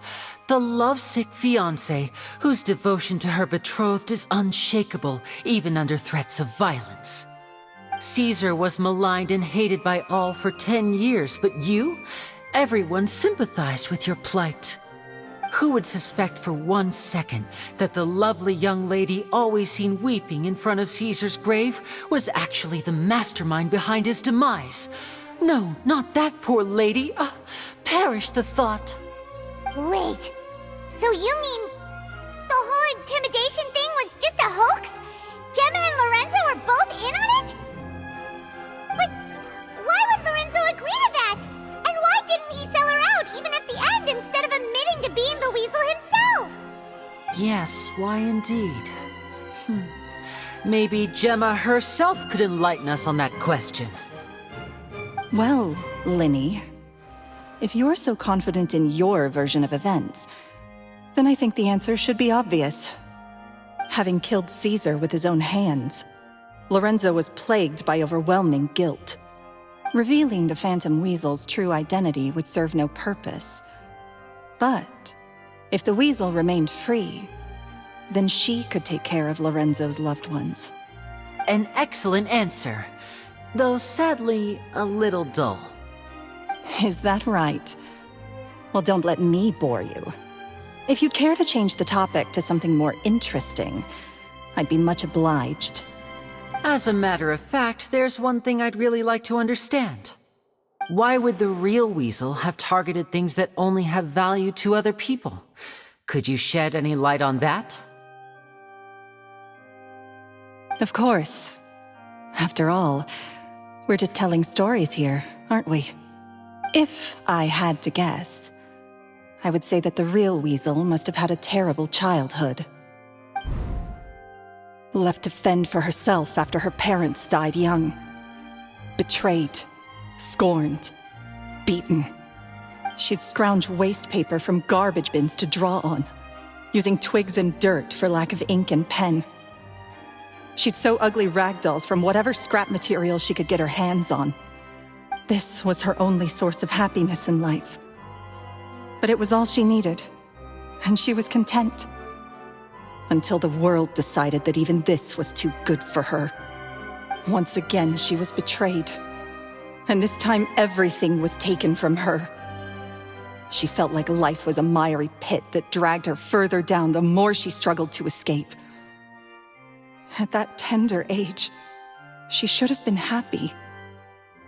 Instead, she stood in the shadows and watched with envy as all good things in the world passed her by. This was a fate too cruel for anyone to bear. Her pain became a breeding ground for dark thoughts. Thoughts which festered and grew into a twisted solution to her troubles. I detest the happiness of others, in all its forms alike. I will rob them of everything they hold to be good and true, and it will fill the void in my soul. That's some pretty heavy stuff. Now it all makes sense. Does this story satisfy you, Lyeny? Yes, it is quite to my tastes. Thank you for helping to clear up my confusion. Huh. That's right. What drove you to write that letter, Gemma? What were you trying to achieve there? Because without that, none of this would have ever come to light. She didn't write the letter. After 10 long years, I'd hoped that the Phantom Weasel would be consigned to the history books by now. But it seems like someone still wasn't ready to let her finally be at peace. Lyeny. Or should I call you the Phantom Copycat now? You were the one who posted that letter outside the Opera House. But why?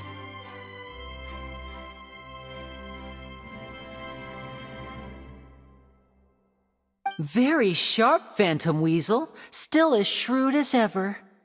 Well, no need for me to be coy about it. Our goal was to clear Caesar's name. The most straightforward way to change the public's impression of Caesar was to force the Weasel to show themselves. That's it? You had no other agenda? Of course we did. We made it quite clear in the letter, I believe.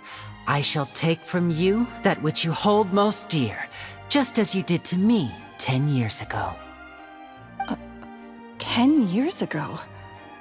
You mean Caesar's death? You met him? Wait. Oh, I get it. You were those two obnoxious kids. It's been so long, and you're all grown up now. I didn't recognize you. He taught you magic back then, didn't he? For what, 10 days or something? And you went to all this trouble. Why? Because you feel like you still owe him something? We remember all our debts, however great or small. 10 years ago, Caesar's reputation was torn to shreds, and his legacy was thrown out. 10 years on, and no one cares what the truth is anymore. But we did not forget, and so we came to find you. And? What exactly did you take from me? I'm still standing, as you can see. Lorenzo has admitted to everything. I'm free. Free? Do you really think so? Caesar once told me that even though the world is filled with lies and falsehoods, we must find our own truth. I think that applies to you too. Truth can take many forms. Prized possessions with nostalgic value, fervent hopes and dreams, and irreplaceable people. Life took many things from you, and those wounds never healed. When they ached unbearably in the dead of night, stealing became your way of numbing the pain. What are you trying to say? I'm saying that for the last 10 years, you've been living a rather uneventful life. Perhaps that's because you found something other than a life of crime to fill the hole? Back to Lorenzo for a second. He murdered his own master, played along with your act, and took pains to make sure any suspicion would be directed towards him. But what did he have to gain from all that? He knew who you were and the things you'd done, and despite that, he was willing to give everything up for your sake. He's the reason that you haven't felt the compulsion to steal in all these years. You're more than just accomplices in murder. You're the only real friends each other has. So I think you know, deep down, that he is the only truth you have in your life. But that truth is gone now, and I guarantee you, you'll never see it again. Congratulations on your freedom, Gemma. Your freedom will cost you dearly. From now on, you'll be all alone in a world full of lies and falsehoods. I do hope you'll be able to bear it. You've still got a long life ahead of you after all. Gather round, one and all. The time has now come for the amazing Lyeny to perform his final act in tonight's show. I'm sure you're all wondering what he has planned for the grand finale. Well, wonder no more, for the answer is a death-defying high-altitude escape. A high-altitude escape? I'm sure you all remember the magician Caesar. This was the very trick that led to his fatal fall, after which he was dubbed the Phantom Weasel.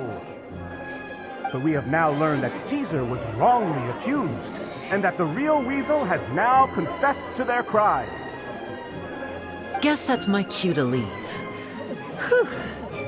I've been practicing this one for ages now, but I'm still a little nervous. Traveler, Paimon, I hope you enjoy the rest of the show. There may be a lot of people watching tonight, but you alone are my true witnesses.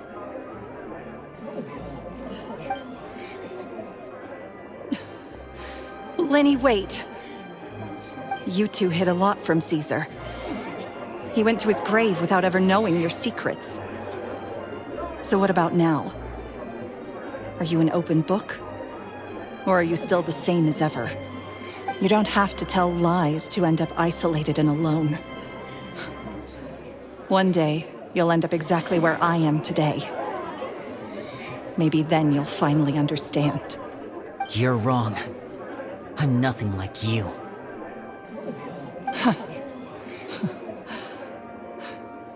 So, what are we, doing now? Like Lyeny said, when you're ready, let's head outside and watch the show. But what about Gemma? She'll figure out what's best for her soon enough.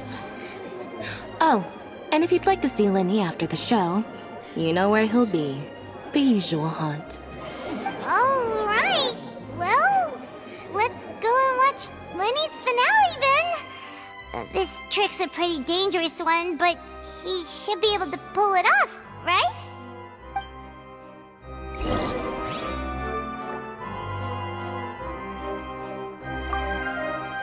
Magicians are not like thieves. Thieves only tear things apart. But good-hearted magicians, they put things back together.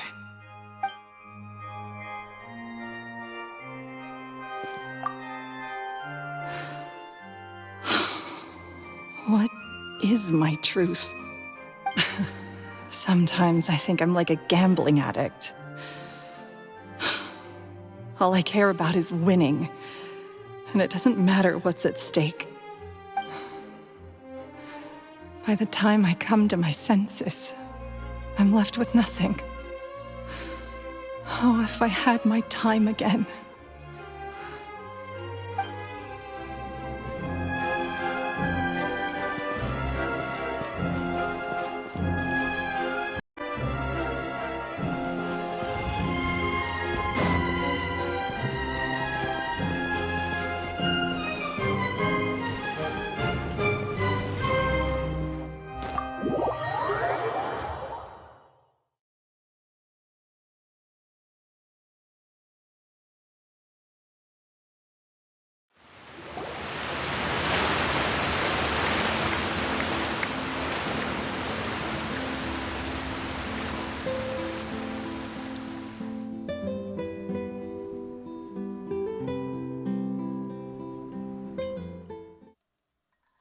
Magic should be mysterious, surprising, and defy logic.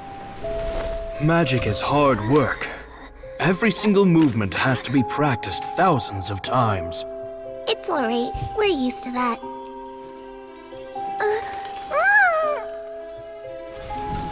We're sorry.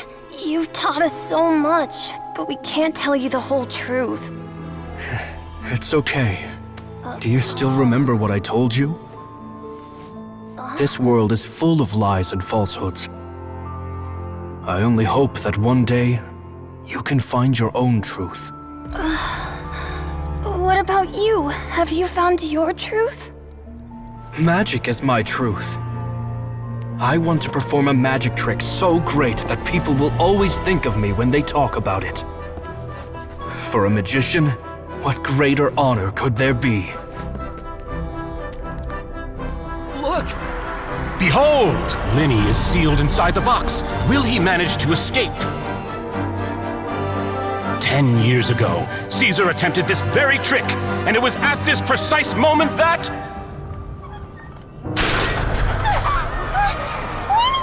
Watch out!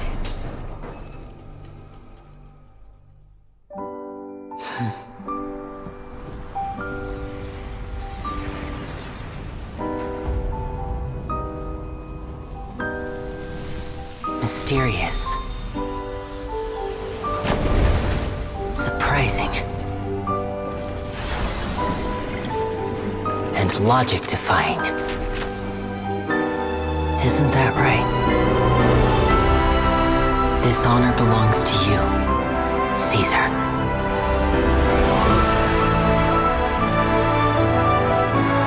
I'm just sorry it's a little late.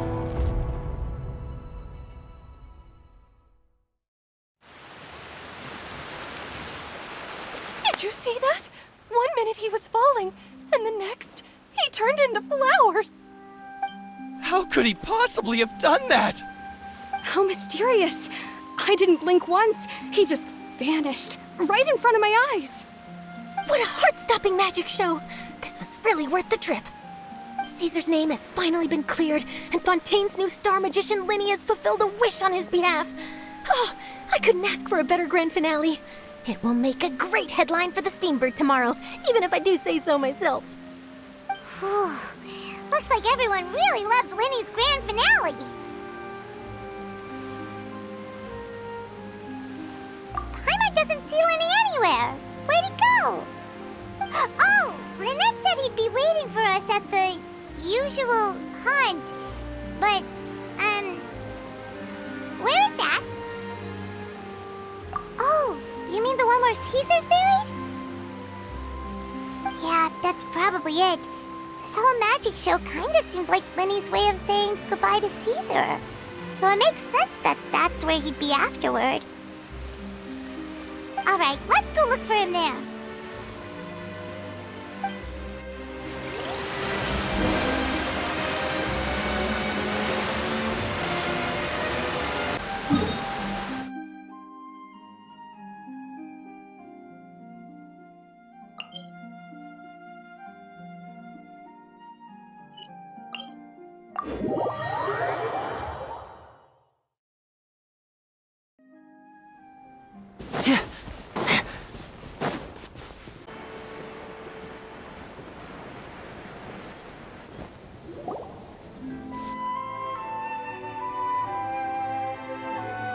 Lyeny! There you are. Are you alright? Paimon was scared to death when the chain broke. Paimon was sure something had gone horribly wrong. Magic is a performance art. A magician has to get creative to keep the audience on tenterhooks. That's our job. So I tweaked Caesar's original setup a little to keep it fresh. I was honestly a little nervous during the live performance. The thought of falling, suddenly feeling weightless, seeing the sky and the ground spinning and spinning. Sometimes, I can't help but wonder what Caesar thought in those final moments. Did he regret taking Gemma and Lorenzo on? Or did he believe that it was his own slip-up right until the end? You know, Paimon's been wanting to ask you about something ever since we were in Caesar's workshop. You learned magic from Caesar once, didn't you? When was that? After I joined the House of the Hearth. To be honest, Lynette and I had an agenda when we approached him.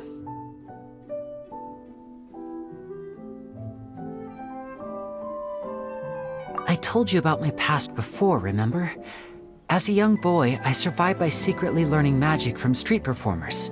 I'd watch their tricks and try to figure out how they were done. But I quickly realized that observation alone could only get me so far.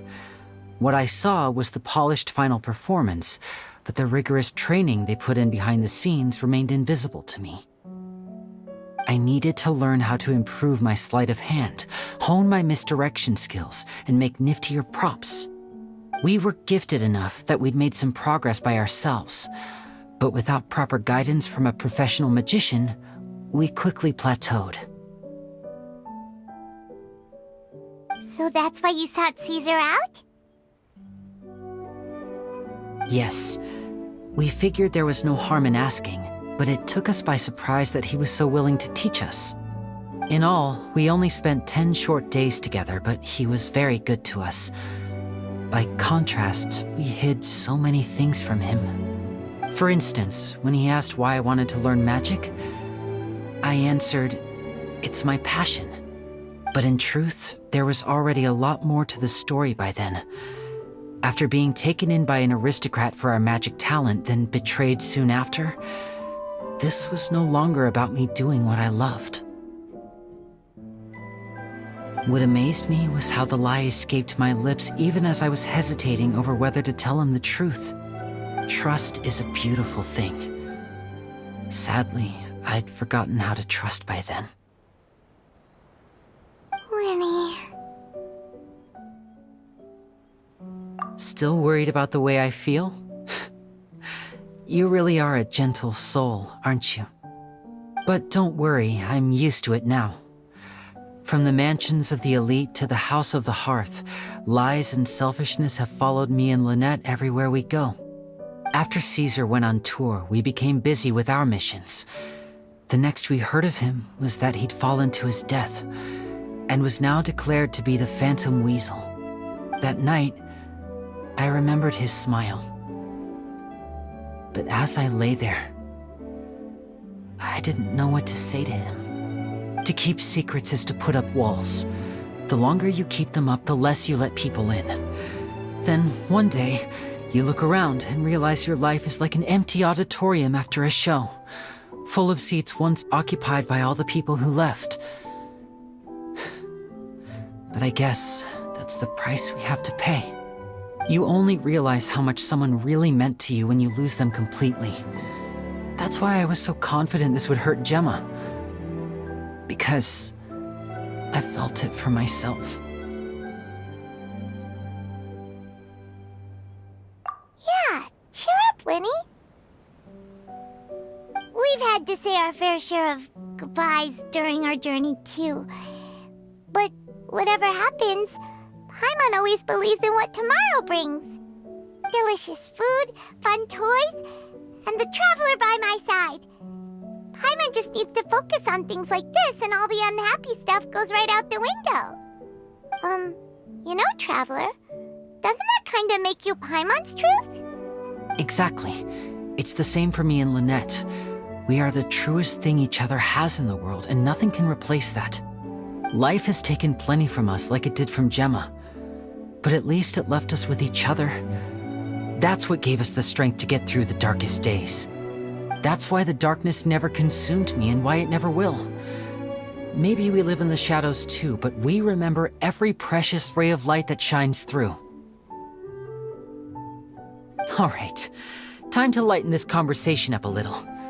What did you think of the show tonight? Were you happy with it? It was amazing!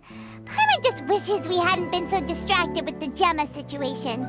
We spent most of our time in the Opera House just talking and pretty much missed the entire first half of the show. Lyeny, could you do just one more trick for us? Whoa, that's a bit of a tall order, I'm afraid. The show's just finished, so my sleeves are decidedly card-free right now. Surely you can think of something. The Lyny Paimon knows can do anything if he puts his mind to it. Oh, all right then. I'll give it a go, but only because it's you. Watch closely. I have a flower in my hand. You liar! There's nothing in your hand! We ain't going along with this! Huh? My goodness, you're right. But I could have sworn I brought one here with me. Okay, try this. Count down with me. 3, 2, 1. 3, 2, 1. Now, have another look around. Maybe the flowers appeared somewhere else. Really? Let's see. Wow, there it is! Oh, this is a different flower from the last time, right? This one's called, oh yeah, a rainbow rose. But more importantly, Paimon has to know how the trick is done. Please, Lyny, pretty please! Well, if you want to learn magic, you'll have to start by addressing me as teacher. Ugh. Fine. Please, teacher, please! Since you asked so nicely, I'll share one little tip with you. Namely, the student of magic cannot solely rely on others being prepared to reveal their secrets. You have to observe, think, and find the answers for yourself. Is that it? Look at the time. We shouldn't linger here too long. Thanks again for coming to see my show. I bid you both good night. I look forward to seeing you again. All right, fine. See ya. Shall we head back down too? Oh, Paimon can't wait to read the Steambird tomorrow. Paimon bets Lyny and Caesar will be plastered all over it. Let's head to the Steambird's offices tomorrow morning and see what we can find out.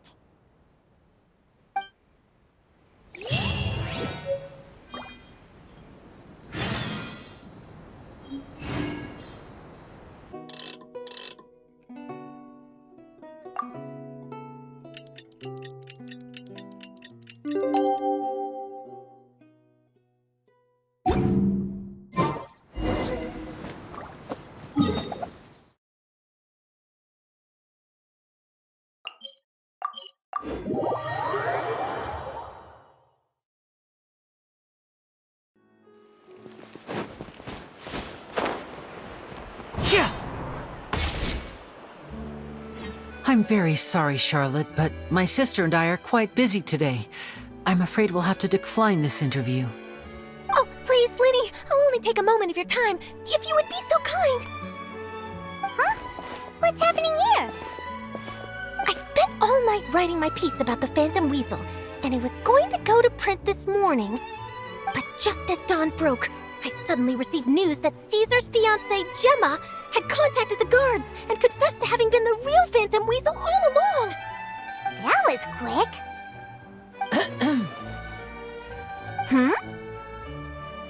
Too late, bro.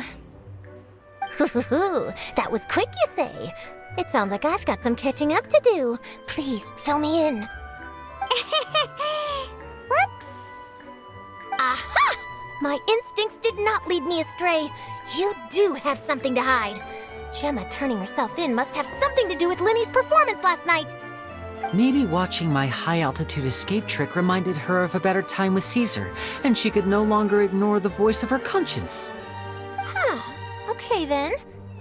Wait, no, there must be more to it. If that's all it took for her to have a change of heart, how did it take her 10 whole years? Well...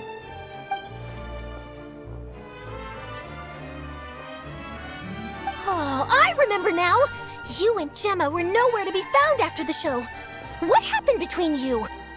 Quickfire question! Where did you all go after the show? Oh, we went to the cemetery and Lyny did a private magic trick just for us. Actually, glad you mentioned it, because that reminds Paimon, guess what? Lyny started using rainbow roses in his tricks. What? I don't recall ever having received a rainbow rose from you myself. Is this supposed to mean that they're more important to you than your own sister? No, I just, What now? Oh, did Paimon Paimon say something wrong again? This is getting pretty awkward. What do we do, Traveler? Seems like this interview wasn't meant to be. Well, never mind. There's always next time. Forgive my persistence, but when there's explosive news waiting to be found, I can't turn away. The news about Gemma has already made waves, and I'll stop at nothing to get to the bottom of it all. Apparently, one of the things she said to the guards was that her final wish is to see Lorenzo one last time. There's clearly a web of complicated relationships there. Can't blame me for being curious. All right, I guess I'll leave you to continue the rest of your conversation in peace. Bye for now.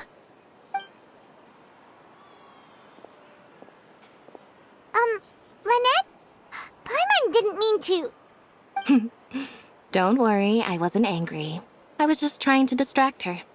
Oh, really? Oh, thank goodness. You scared Paimon there. Phew. You and me both, Paimon. You and me both. At least it did the job, right? Please, take good care of that rainbow rose. I'd be really upset if you lost it.